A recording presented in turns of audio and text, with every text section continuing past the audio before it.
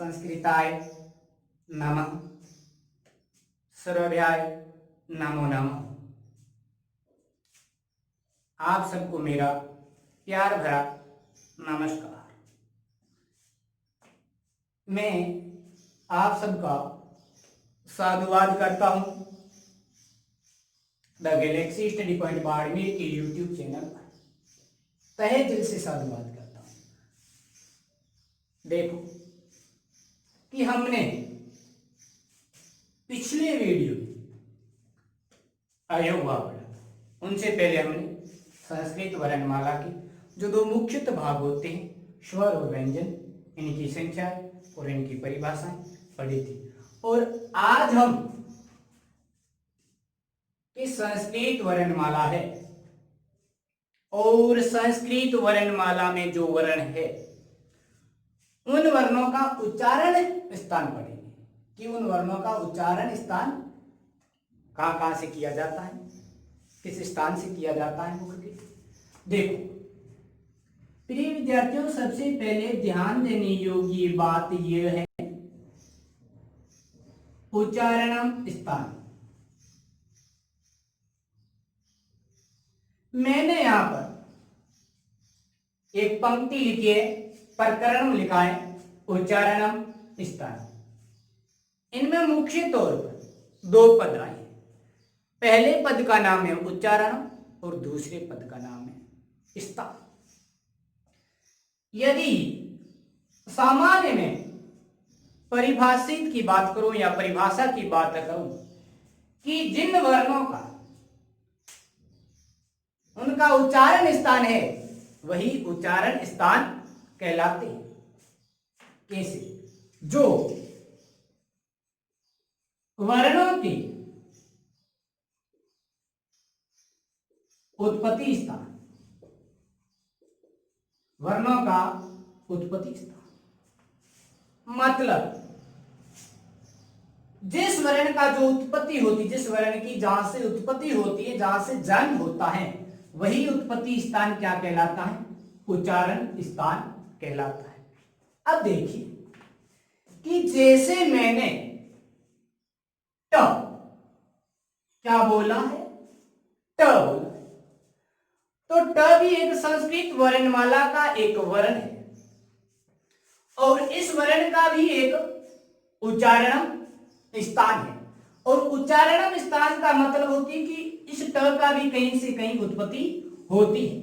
मुख के किस भाग से ट की उत्पत्ति होती है, कहां से जन्म होता है? तो ट का हम यदि ट वर्ण की हम उत्पत्ति की बात करें या उच्चारण की बात करें तो इनका उच्चारण स्थान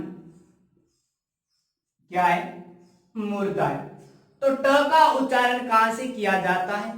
मूर्धा से किया जाता है। इस प्रकार आज हम संस्कृत वर्णमाला के जितने भी वर्ण है, षट चत्वारि शतम या मुख्य माने तो द्वा पंचाशत या पंचाशत या पाणिनि शिक्षा के अनुसार 63 या 64, उन सभी का अलग अलग उच्चारण स्थान है। जैसे मैंने यहां पे लिखा है प, ठीक है, क्या लिखा है?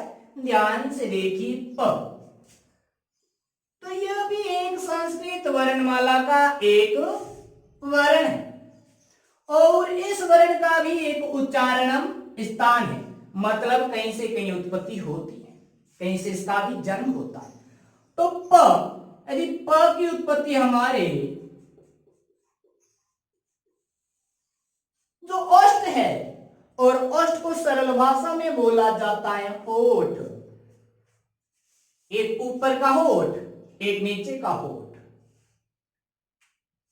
प तो उच्चारण कहां से हो रहा है? हमारे ओष्ठ से हो रहा है। तो इनका उच्चारण स्थान है, उनका नाम है ओष्ठ। इस प्रकार आज हम पढ़ेंगे कि किस वर्ण का कहां से उसकी उत्पत्ति होती है और उसका उच्चारण स्थान का नाम क्या है। अब देखिए, यदि आपसे पूछ लिया जाए कि संस्कृत वर्णमाला की संस्कृत वर्णमाला का के जो वर्ण है, उन वर्णों के जो उच्चारण स्थान है, उन उच्चारण स्थानों की संख्याएं कितनी हैं। यदि आपसे उनकी संख्या सामान्यतः पूछे या मूल रूप से पूछे या मुख्यतः पूछे, तो उनकी संख्याएं कितनी होती है? 7 होती है। कितनी होती है? 7। कि संस्कृत वर्णमाला के जो वर्ण है उनके उच्चारण स्थानों की संख्याएं कितनी हैं, तब आप कितनी बताओगे? 7 बताओगे। तो इन 7 का नाम अलग अलग है। किस प्रकार? कर्मश में मैं लिखता हूं। पहला भाग का नाम है कंठ, कि कुछ ऐसे वर्ण हैं जिनका हम उच्चारण कंठ से भी करते हैं। तो कर्मश 2 नंबर पे है तालु, 3 नंबर पे है मुर्दा, 4 नंबर पे है दंता, 5 नंबर पे है औष्ठ, और 6 नंबर पे है नासिका, और 7 नंबर पे है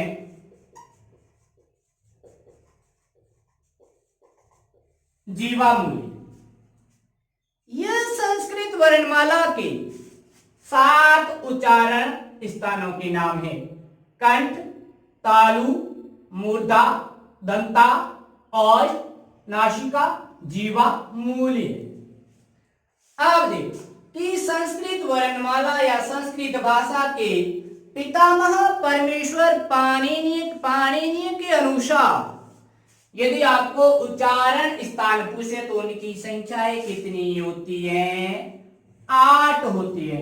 और 8 को संस्कृत में क्या बोला जाता है? अष्ट बोला जाता है। जो 7 तो यही है, और जो 8वां जो है उच्चारण स्थान, जिनका नाम है उरस।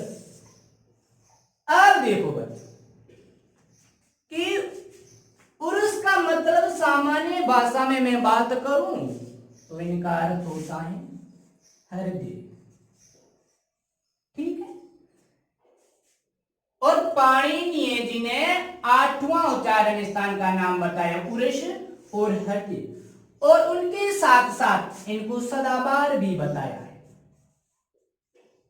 अब देखो कि सदाबहार का मतलब क्या होता है।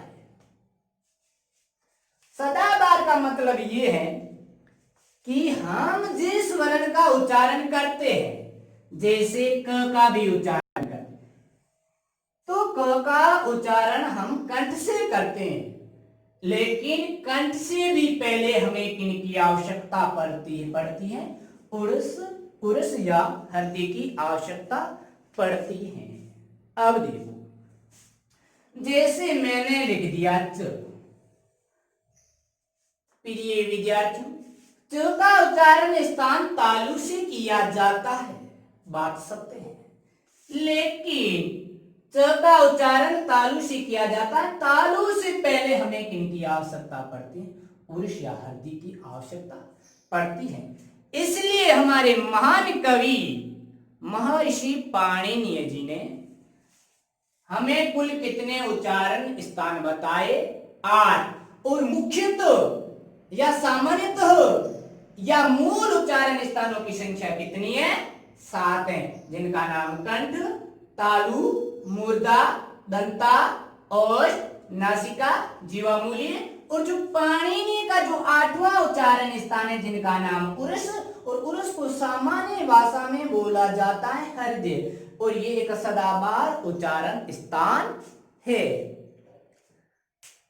अब देखो कि यदि आपको अलग अलग उच्चारण स्थान पूछे तो उनकी संख्या होती है 10। कितनी होती है? 10। ये तो मुख्यतः पूछा तो 7, सामान्यतः पूछे तो 7 क्या उच्चारण स्थान, मूल रूप से पूछे तो 7।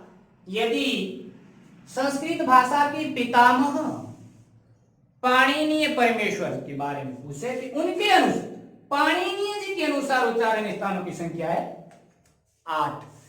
अब अलग अलग वर्णों के हिसाब से पूछे, जैसे ए ऐ का तो कंठ तालु, और उ का कंठोष्ठ, व का दंतोष्ठ, तो उस प्रकार कुल उच्चारण स्थानों की संख्याएं होती है 10। 1 नंबर कंठ, 2 नंबर तालु, 3 नंबर मूर्धा, 4 नंबर पे दंता, और 5 नंबर पे ओष्ठ, 6 नंबर पे नासिका, 7 नंबर पे है कंठ तालु, और 8 नंबर पे कंठोष्ठ, 9 नंबर पे है दंतोष्ठ, और 10वें नंबर पे है जीवा मूली। ये इनके उच्चारण स्थानों के नाम। तो हम प्रिय विद्यार्थियों, सबसे पहले उच्चारण स्थान का नाम मैंने क्या बताया? कंठ बताया।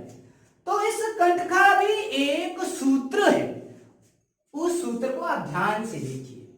मैंने यहां पे लिखा अ, ठीक है, उसके बाद में मैंने लिखा है कु।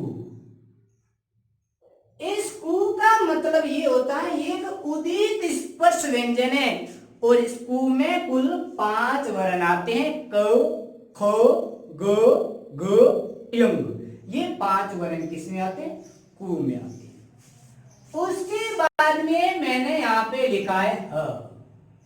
तो ह का भी उच्चारण स्थान है, वो क्या है? कंठ है। और उसके बाद में मैंने लिखा है विसर्जनियाना।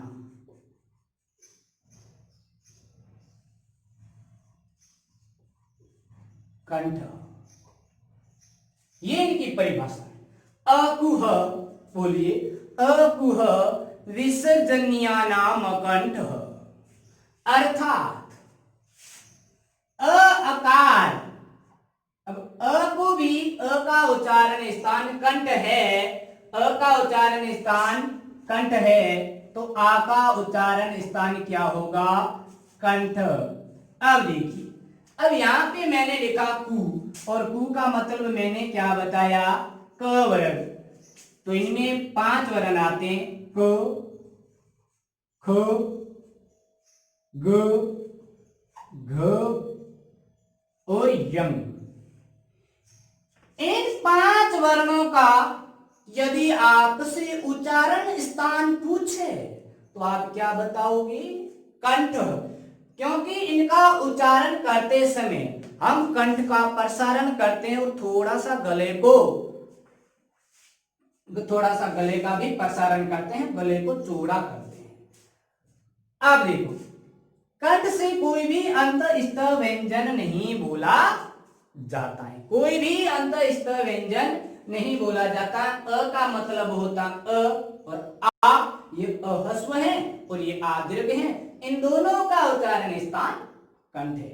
और कु का मतलब होता है क वर्ग, और क पूरे वर्ग का उच्चारण स्थान कहां से किया जाता है? कंठ से किया जाता है। अब उष्म,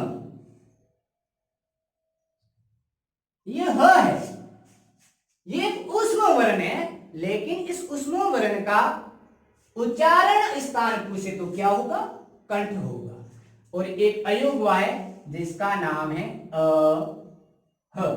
तो अह का भी उच्चारण स्थान क्या है? कंठ है। क्या है? कंठ है। आप देखिए, अकुह विसर्जनियानाम कंठ, अर्थात अ अकार का मतलब होता अ और आ, क वर्ग और ह और विसर्ग का उच्चारण स्थान कंठ होता है, और कंठ से उच्चारण किए गए वर्ण कंठी कहलाते हैं। क्या कहलाते हैं? कंठी कहलाते हैं। यदि आपसे प्रश्न पूछा जाए कि कंठी वर्ण किसे कहते हैं, कंठी वर्ण किसे कहते हैं, तब आप बताओगे कि कंठ से उच्चारण किए गए वर्ण, कंठ से जिस वर्णों का उच्चारण किया जाता है उन्हें क्या बोला जाता है? कंठ बोला जाता है। तो कंठी से किन किन वर्णों का उच्चारण किया जाता है? अ और आ का भी कंठ से उच्चारण किया जाता है, क वर्ग का भी कंठ से उच्चारण किया जाता है, और ह हकार का भी कंठ से उच्चारण किया जाता है, और ह और अह को क्या बोला जाता है? विसर्ग बोला जाता है। और विसर्ग का भी उच्चारण कहां से किया जाता है? कंठ से किया जाता है। अब हमारा दूसरे उच्चारण स्थान का नाम है तालु, और तालु का भी एक सूत्र है, वो सूत्र है ई चू यशाना तालु।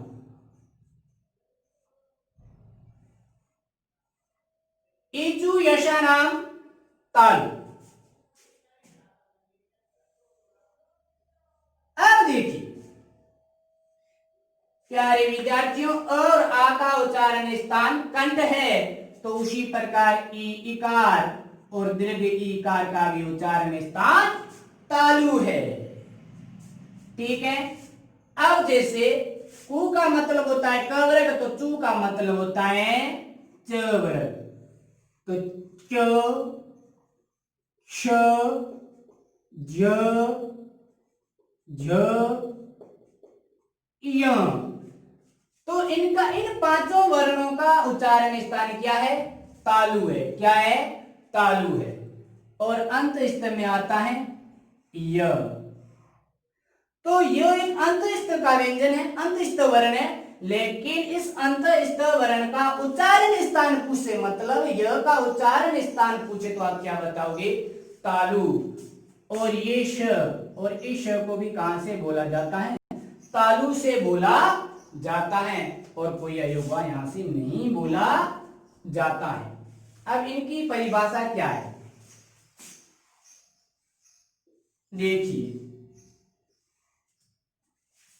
कि ई या चवर्ग और य और स का उच्चारण स्थान तालु होता है, और तालु से उच्चरित वर्ण तालव्य कहलाते हैं। तालु से उच्चरित वर्ण तालव्य कहलाते हैं। तो ये तालव्य की क्या है? संज्ञा है। तो तालव्य किसे कहते हैं? कि तालु से उच्चरित किए गए वर्ण तालव्य कहलाते हैं। क्या कहलाते हैं? तालव्य कहलाते हैं। तालु जो मुर्दा, मतलब जहां जीवा हमारे तालु को स्पर्श करती है, हमारी जीवा है जो तालु को स्पर्श करती है, तो वो कौन से वर्ण कहलाते हैं? तालव्य कहलाते हैं। चवर्ग और ई और य और श ये तालु से बोले जाते हैं। अब तीसरा है ऋतु रक्षाणाम। ऋतु रक्षाणाम मूर्धा। ऋतु रक्षाणाम मूर्धा। ऋकार और टू का मतलब होता है ये री। ये री है जो हस्व की है, और ये री है जो दीर्घ की है। इन दोनों का उच्चारण स्थान पूछे तो आप क्या बताओगे? मूर्धा बताओगे। अब इस टू का मतलब होता है ट वर्ग, तो ट ठ ड ढ ण ट ठ ड ढ ण। तो इसमें क्या करते हैं, हमारी जीवा है ये मूर्धान्य के अंदर एक गड्ढे नुमा भाग बना होता है, वहां पर स्पर्श करती है, और वहां पर स्पर्श करने से ही और ट ठ ड ढ का उच्चारण होता है, वहां से इनका जन्म होता है, इसलिए उन्हें क्या बोला जाता है? मूर्धा। इनका उच्चारण स्थान बोला जाता है। अब देखो अंत से हमने लिया र, तो इस री को भी मूर्धा से बोला जाता है। री में र आता है, तो इस र का भी उच्चारण स्थान क्या है? मूर्धा है। क्या है? री का उच्चारण स्थान क्या है? मूर्धा है। ठीक है। अब देखो ये श है, ये मूर्धन्य स कहलाता है, और ये श है जो तालव्य श कहलाता है, और ये श है जो मूर्धन्य श कहलाता है। तो इनका भी उच्चारण स्थान कहां से किया जाता है? मूर्धा से किया जाता है। अयुग्वा मूर्धा से नहीं बोले जाते हैं। अब परिभाषा क्या है? रि ऋकार ट वर्ग र रेफ षकार।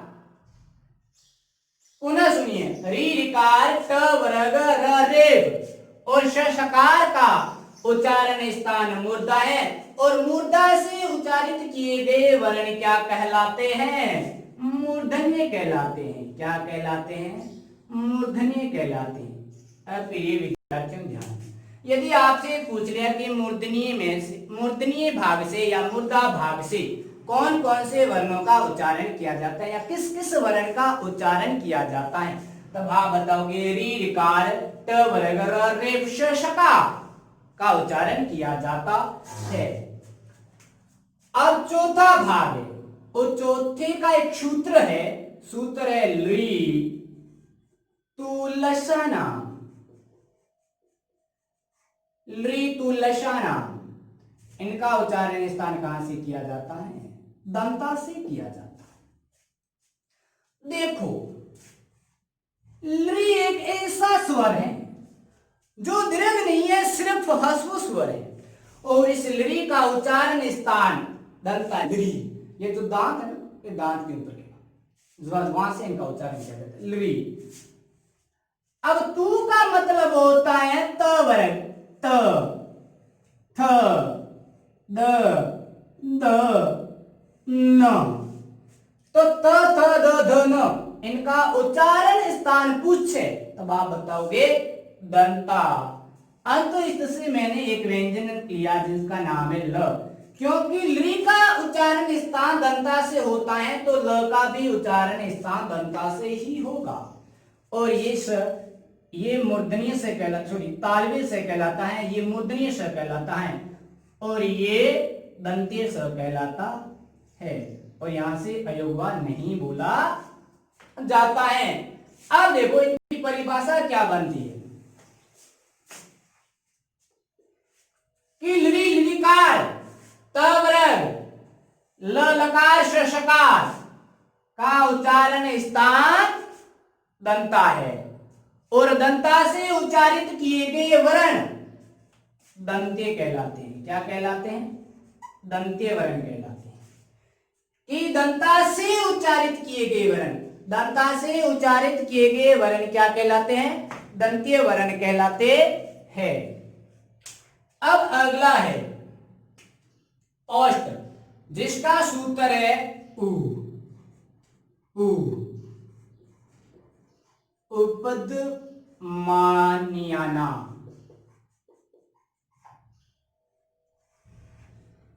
इनका उच्चारण स्थान कहां से किया जाता है, औष्ठ, और औष्ठ का मतलब क्या होता है, होठ। क्या होता है, होठ होता है। अब इधर ध्यान से देखिए, ये उ है जो ह्रस्व का है, और ये उ है जो दीर्घ का है। अब पू का मतलब होता है प वर्ग, प फ ब भ और म। तो प वर्ग का उच्चारण स्थान पूछे तो आप बताओगे औष्ठ, त वर्ग का उच्चारण स्थान पूछे तो आप बताओगे दंता, ट वर्ग का उच्चारण स्थान पूछे तो आप बताओगे मूर्धा, च वर्ग का उच्चारण स्थान पूछे तो बताओगे तालु, और क वर्ग का उच्चारण स्थान पूछे तो आप बताओगे कंठ।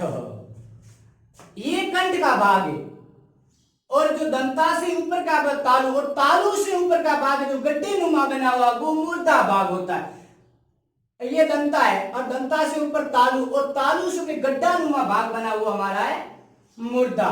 तो ऐसा आप ट्राई करके याद कर सकते हो कि क ख ग ग यंग तो फिर कंठ, च श ज झ ञ तो तालु, ट ठ ड ढ ण मूर्धा, त थ द ध न तो दंता, प फ ब भ म तो क्या बोला जाता है, औष्ठ बोला जाता है।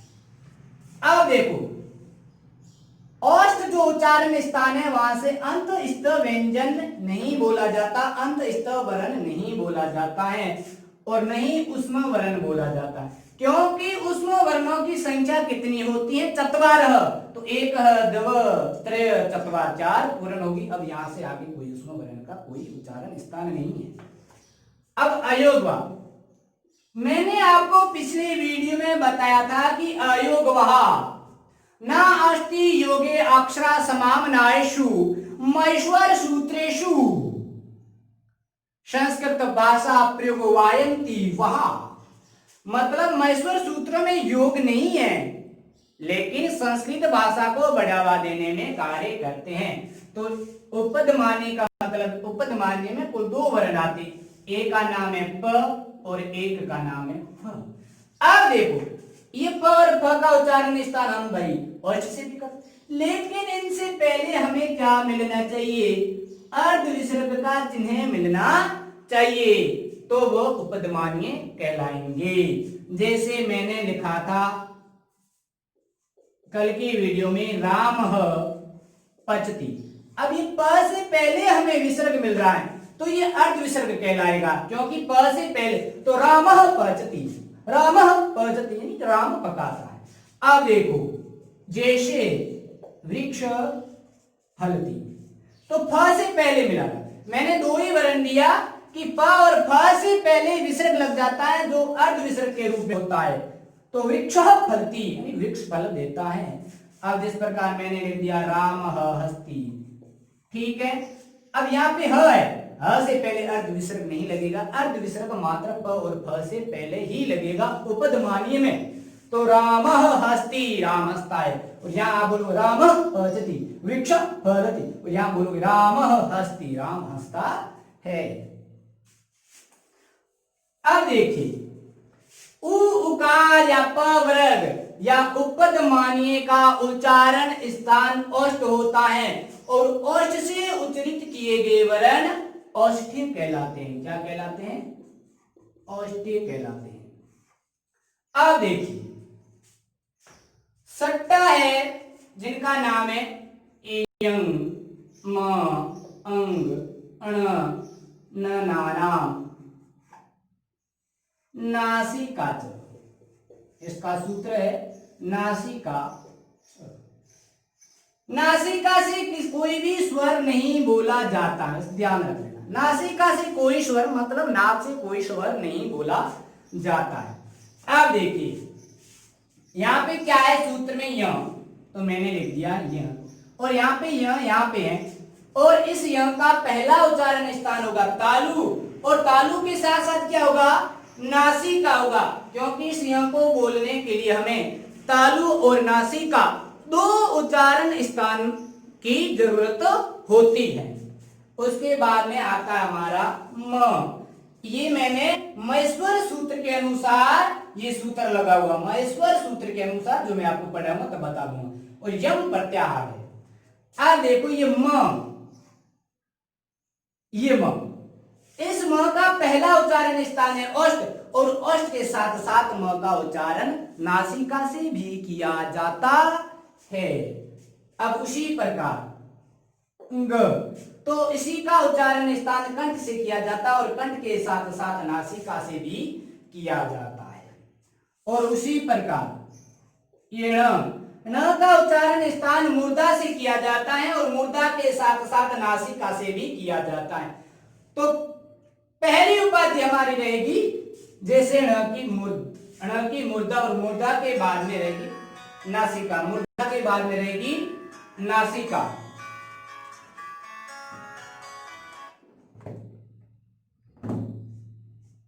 मूर्धा के बाद में रहेगी नासिका। उसी प्रकार यदि हमने ले लिया न, अब न का उच्चारण स्थान क्या है?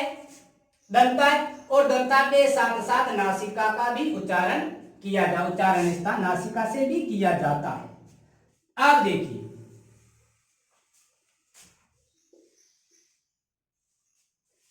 और यहां से य म ग न, ये पांच ऐसे वर्ण हैं जिनके उच्चारण स्थान कितने हैं? दो है। इनका उच्चारण स्थान तालु है तो नासिका भी है, इनका उच्चारण स्थान म है, इनका उच्चारण स्थान औष्ठ है तो नासिका भी है, यंग का उच्चारण स्थान कंठ है तो नासिका भी है, न का उच्चारण स्थान मूर्धा है तो नासिका भी है, और न का उच्चारण स्थान दंता है तो नासिका।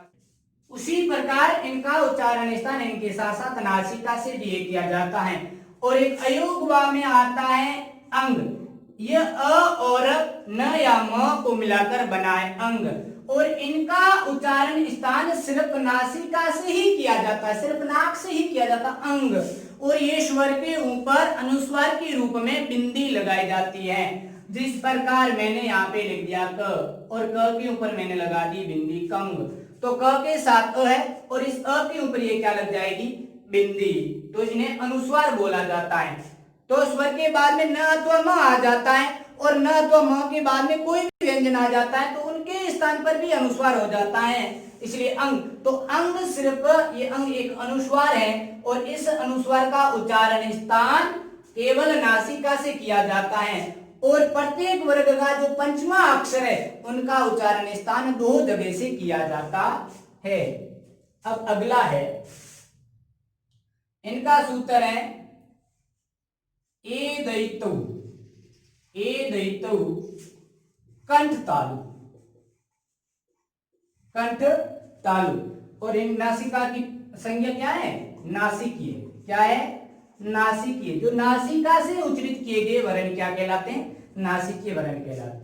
अब ए दैतौ कंठ तालु, अब देखो ए और ऐ इनका उच्चारण स्थान कंठ और तालु से किया जाता है, जिस प्रकार यम मंगण का उच्चारण स्थान दो स्थान, इनके पंचमाक्षर के उच्चारण स्थान कितने हैं, दो है, कंठ तालु। तो उनके साथ साथ नासिका से भी किया जाता। तो उसी प्रकार ए और ई का भी उच्चारण स्थान कितने हैं, दो, कंठ और तालु, कंठ और तालु। क्यों, समझाता हूं कि इस ए का निर्माण और इस ऐ का निर्माण दो स्वर मिलकर हुआ है। यदि अ के बाद में ई जोड़ दिया जाए तो निर्माण किनका होता है, ए का। तो इस अ का उच्चारण स्थान गले का प्रसारण या गले को चौड़ा किया जाता है तब इनका उच्चारण होता है, और इनका उच्चारण कहां से किया जाता है, कंठ से किया जाता है। और इनका उच्चारण स्थान जो दंता के ऊपर का भाग होता है तालु, वहां से ई का उच्चारण किया जाता है। तो इसलिए कंठ, तो अ का उच्चारण कहां से किया जाता है, कंठ से, और ई का उच्चारण कहां से किया जाता है, तालु। और कंठ तालु को मिला दिया जाए तो कंठ तालु, और अ और ई को मिला दिया जाए तो निर्माण किनका हो जाता है, ए का। आप देखो इस ऐ का निर्माण अ और ए मिलने से इनका ऐ का निर्माण हो जाता है। तो ए का उच्चारण स्थान क्या है, कंठ तालु। तो उसी प्रकार ऐ का भी उच्चारण स्थान क्या रहेगा, कंठ तालु रहेगा। बाकी स्पर्शा से, न अंतस्थ से, न उष्म से, न अयोगवा से, और इनकी परिभाषा है कंठ तालवी, कंठ तालवी। अब देखिए कि ए अकार ऐ अकार का उच्चारण स्थान कंठ तालु है, और कंठ तालु से उच्चारित किए गए वर्ण क्या कहलाते हैं, कंठ तालवे कहलाते हैं। क्या कहलाते हैं, कंठ तालवे कहलाते हैं। अब देखिए अगला, उदौतु, उदौतु कंठोष्ठ, मतलब कंठ और ओष्ठ इन दोनों से मिलकर ओ और औ का निर्माण हुआ है। अब कैसे, कि ओ का निर्माण अ या उ मिलकर ओ का निर्माण हुआ है, अ और उ मिलकर उ का निर्माण हुआ है। तो अ का उच्चारण स्थान है कंठ और इस उ का उच्चारण स्थान है ओष्ठ, तो कंठोष्ठ। उसी प्रकार अ के बाद में यदि ओ जोड़ दिया जाए तो निर्माण किनका हो जाता है, औ का हो जाता है। तो अ का उच्चारण स्थान कंठ है और ओ का उच्चारण स्थान कंठोष्ठ है, तो इसलिए इन्हें भी क्या बोला जाता है, कंठोष्ठ।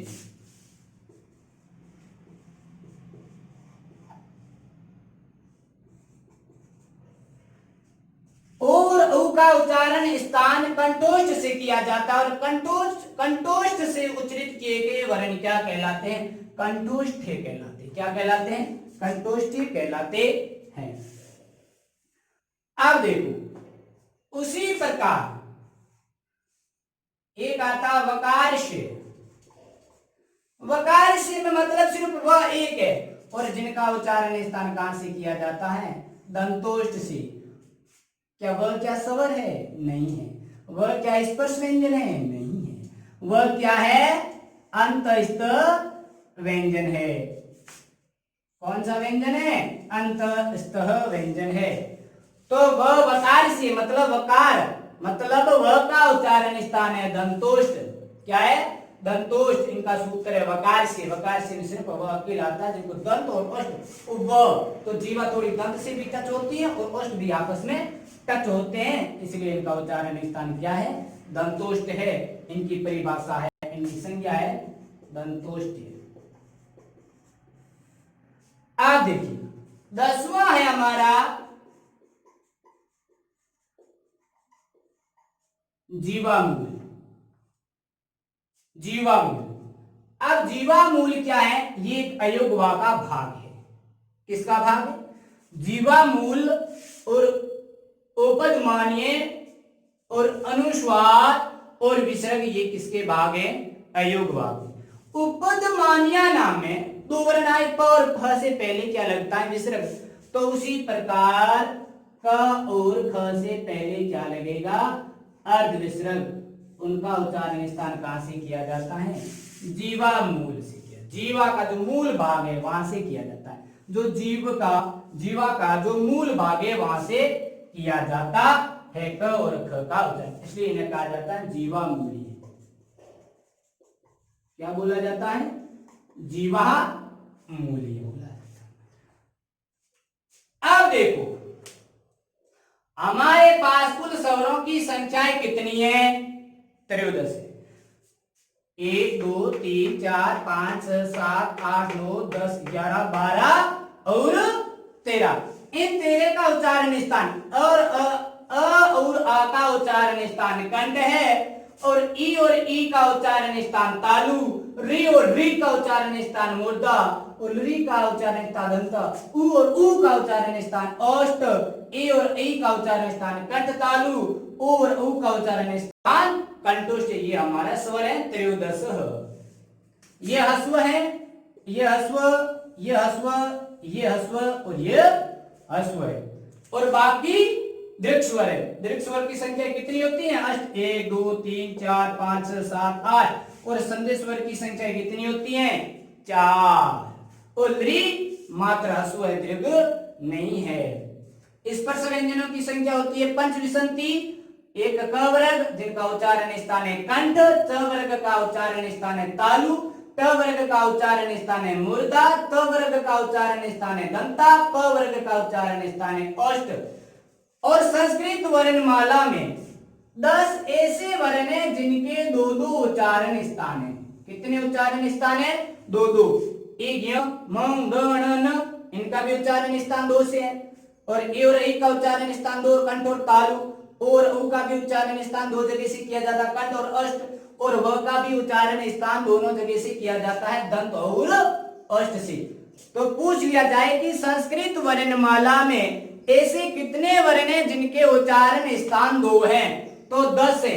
5 तो प्रत्येक वर्ग का पंचमा अक्षर, और ए और ई और उ मतलब 4 संधि स्वर, और एक अंतस्थ जिनका नाम है व। इनका उच्चारण स्थान 2-2 है। आप देखो अंतस्थ की संख्या कितनी होती है? 4। य का उच्चारण स्थान तालु, र का उच्चारण स्थान मूर्धा, ल का उच्चारण स्थान दंता और व का उच्चारण स्थान दंतोष्ठ से। तो उष्म वर्ण की भी संख्या कितनी होती? 4। तो ह का उच्चारण स्थान कंठ, श का उच्चारण स्थान तालु, छ का उच्चारण स्थान मूर्धा, स का उच्चारण स्थान दंता। उसके बाद में विसर्ग का उच्चारण स्थान कंठ जो अयोगवा है, और ये अंग है जो क्या है? अनुस्वार है। क्या है? अनुस्वार। इनका उच्चारण स्थान सिर्फ नासिका से ही किया जाता है। कहां से किया जाता है? नासिका से ही किया जाता है। और उपदमानीय का उच्चारण स्थान ओष्ठ से किया जाता है, और जीवामूलीय का उच्चारण स्थान जीवा के मूल भाग से किया जाता है। जीवा के मूल भाग से। उपदमानीय उपसर्ग है, ध्या धातु है, अनियत प्रत्यय है। ये हमारे हैं उच्चारण स्थान। मुख्यतः उच्चारण स्थान कितने हैं? 7 है। कंठ, तालु, मूर्धा, दंता, ओष्ठ, नासिका और जीवामूल। इन और शिक्षा पाणिनि शिक्षा के अनुसार, उनके व्याकरण शास्त्र के अनुसार कुल उच्चारण स्थानों की संख्या कितनी होती है? 8। और 8वें का नाम है उरस। और उरस को क्या बोला जाता है भारतीय सामान्य भाषा में? जिस प्रकार मुर्दा को भी क्या बोला जाता है? सिर। इन सभी को बोलने के लिए सबसे पहले हमें उरस या हृदय की आवश्यकता होती है। ये हमारा कंठ भाग है और कंठ के यहाँ का भाग तालु और तालु से ऊपर का भाग है मुर्दा, जो गड्ढे नुमा होता है। और तालु से जो नीचे का भाग है, ये दंता, ये नासिका, ये ओष्ठ, फिर कंठ तालु, कंठोष्ठ, दंतोष्ठ, नासिका, ये इनका उच्चारण स्थान है। आप अच्छी तरह से अपनी कॉपी में इस सारणी को उतार कर लिख कर याद कर लीजिए।